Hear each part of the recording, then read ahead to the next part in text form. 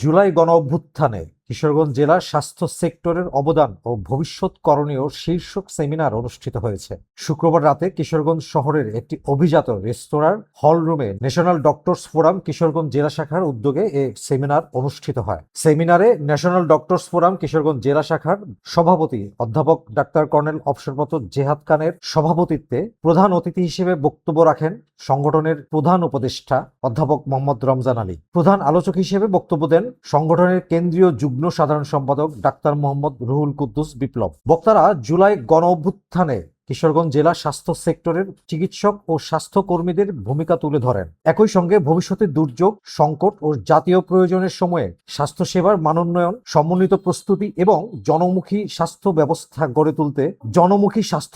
গড়ে তুলতে চিকিৎসকদের আরও কার্যকর ভূমিকা রাখার উপর গুরুত্ব আরোপ করেন।